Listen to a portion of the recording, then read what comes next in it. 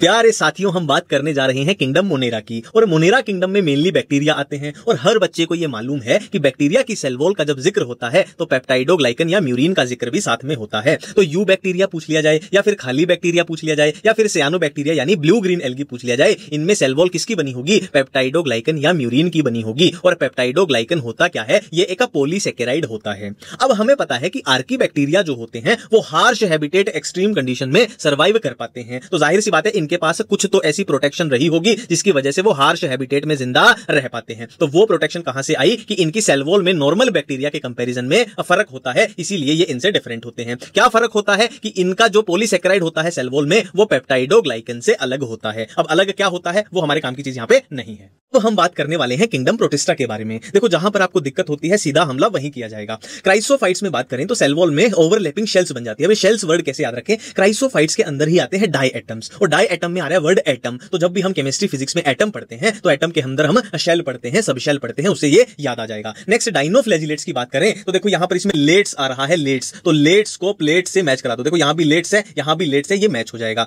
Next हम euglenoids की बात करें तो इसमें सेल वॉल होती ही नहीं है, सेल वॉल की जगह पर इसमें पेलिकल प्रेजेंट होती है। तो आप इसको ईपी यानी इलेक्ट्रिकल पोल से याद रख सकते हो। स्लाइम मोल्ड्स की बात करें तो इसमें फेवरेबल कंडीशन में प्लाज्मोडियम की फॉर्मेशन होती है और अनफेवरेबल कंडीशन में स्पोर्स की फॉर्मेशन। तो यहां पर थोड़ा कॉमन सेंस लगा लो कि फेवरेबल कंडीशन है मतलब उसको कोई डर नहीं है, मतलब सेल वॉल की प्रोटेक्शन नहीं चाहिए। स्पोर्स मतलब अनफेवरेबल कंडीशन, तो भाई उसको प्रोटेक्शन की जरूरत है, इसलिए सेल वॉल की जरूरत पड़ रही है। नेक्स्ट हम प्रोटोजोन्स की बात करें तो जोआ का मतलब होता है एनिमल्स और प्रो मतलब प्रिमिटिव मतलब पुराने एनिमल्स। तो जैसे एनिमल्स में सेल वॉल नहीं पाई जाती, इनको एक तरीके से पुराने एनिमल्स ही माना जाता है, तो इनमें भी सेल वॉल एब्सेंट रहेगी। फंजाई की बात करें तो इसमें कोई ट्रिक लगाने की आवश्यकता आपको नहीं है, ये हर बच्चे को याद रह जाता है कि फंजाई की सेल वॉल जो होती है काइटिन से बनी होती है। और याद रखना काइटिन क्या है? होमोपोलीमर है किसका? नाग का। नाग यानी एन एसिटाइल ग्लूकोसामाइन। नेक्स्ट हम प्लांट्स की बात करें तो किसी भी कॉमन प्लांट की cell wall cellulose, hemicellulose, pectin, protein इनसे मिलकर बनी होती है। बट यहां से क्वेश्चन आपका पूछा नहीं जाएगा। प्लांट्स के ही अंदर आते हैं एल्गी, एल्गी से आपका क्वेश्चन पूछा जाता है। Green algae, brown algae, red algae. देखो तीनों ही प्लांट हैं तो सेलुलोज तो तीनों में ही होगा। ग्रीन एल्गी में आपको सेलुलोज के आगे अंडा यानी कुछ भी नहीं जोड़ना है, ब्राउन एल्गी में जोड़ना है एल्गिन, और रेड एल्गी में पेक्टिन, P4 पॉलीसल्फेट एस्टर। अब यहां पे आप कंफ्यूज हो जाओगे एल्गिन किसमें था, पेक्टिन किसमें था। तो बाल याद रखना, सर पे बाल होते हैं ना जो अपने BAL बाल याद रखना। एनिमल्स की बात करें तो हर मोहल्ले के हर बच्चे को यह ज्ञात है कि एनिमल्स में सेल वॉल एब्सेंट होती है।